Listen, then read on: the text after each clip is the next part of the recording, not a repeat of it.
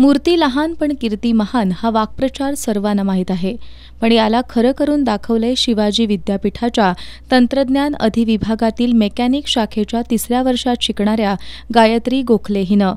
अवघ्या 22व्या वर्षी तिनं शिवाजी विद्यापीठाची पेटंट ब्रँड अँबॅसिडर होण्याचा बहुमान पटकावलाय.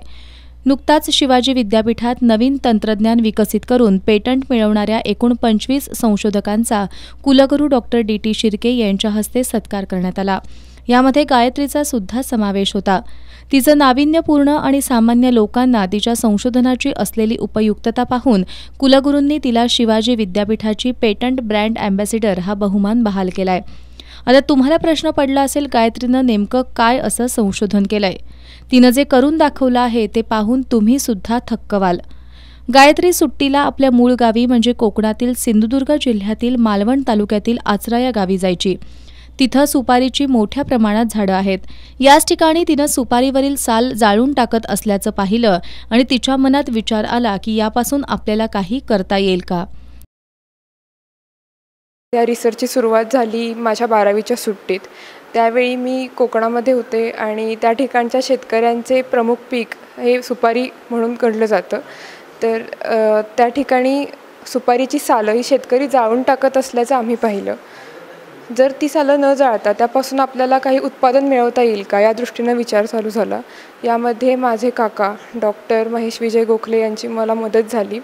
जसं नारळाच्या आवरणापासून कात्याची निर्मिती केली जाते तसं आपल्याला करता येईल का हा विचार घेऊन तिनं संशोधनाला सुरुवात केली. पण तिला हे सगळं सर्वसामान्य शेतकऱ्यांना डोळ्यासमोर ठेवून आणि नैसर्गिक पद्धत वापरून प्रक्रिया करायची होती. यासाठी तिनं अथक परिश्रम घेतले. यात सुरुवातीला तिला अपयश सुद्धा आलं, मात्र खचून न जाता तिनं तिचं संशोधन सुरूच ठेवलं. यासाठी जवळपास 8 महिन्यांचा कालावधी गेला, मात्र शेवटी तिनं सामान्य गोष्टीतून असामान्य तंत्रज्ञान विकसित करून दाखवलंच. शेतकऱ्याने शेतामध्येच सुपारीपासून काथ्या बनवता येईल शेतकऱ्याला या पद्धतीनं एक पद्धत डेव्हलप केली. तर त्या पद्धतीमध्ये शेण, पाणी, माती यासारखे नैसर्गिक घटक वापरून पर्यावरणपूरक अशा पद्धतीने आपण सुपारीचा काथ्या एक्स्ट्रॅक्ट करू शकतो. या संशोधनामुळे एका महिन्यात सुपारीच्या सालापासून कात्या मिळवता येतो, तोही निःशुल्क आणि पर्यावरणपूरक अशा नैसर्गिक पद्धतीनं. या तिच्या नाविन्यपूर्ण संशोधनाच्या पेटंटसाठी तिनं जानेवारी 2023 मध्ये ऑनलाईन प्रस्ताव सादर केला होता.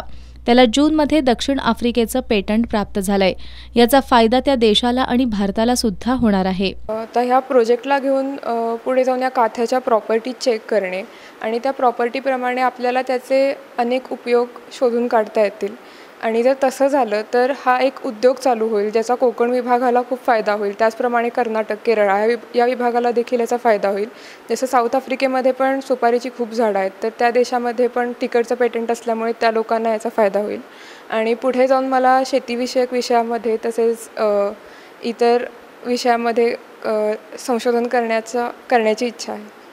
या सगळ्यामध्ये तिला शिवाजी विद्यापीठाचे कुलगुरू डॉक्टर डी.टी. शिर्के, प्रकुलगुरू डॉक्टर पी.एस. पाटील, कुलसचिव डॉक्टर व्ही.एन. शिंदे, तंत्रज्ञान विभागाचे director doctor S N. Sapli, doctor Niranjana Chavan, doctor Santosh Madhale, doctor Ajit Telwe आणि डॉक्टर प्रिया पाटील यांचं मार्गदर्शन लाभलं.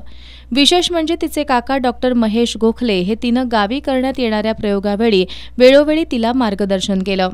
यासह तिच्या घरच्यांनी सुद्धा तिला मोलाची साथ दिली. या जोरावरच तिनं हे यश खेचून आणलं. गायत्रीमध्ये भविष्यात उंच झेप घेण्याची क्षमता आहे, हे तंत्रज्ञान विभागाचे डायरेक्टर डॉक्टर एस.एन. सपली यांनी अचूक ओळखलंय. तिला नवीन नवीन प्रयोग करून पाहण्याचे खूप उत्साह आहे. ती म्हणजे खूप कष्टाळू, इंटेलेक्च्युअल लेवलसुद्धा तिचं खूप हाय आहे. त्यामुळं हे सगळ्या गोष्टीमुळं ती जे काय करते, पेटंट वगैरे फाईल केलेले मिळाले आहे तिला, आणि ते पुढं जाण्याची क्षमता म्हणजे प्रोडक्टमध्ये कन्वर्ट करून इंडस्ट्रियलिस्ट एंटरप्रेनर होण्याची क्षमता तिच्याकडं नक्की आहे असं मला वाटतं.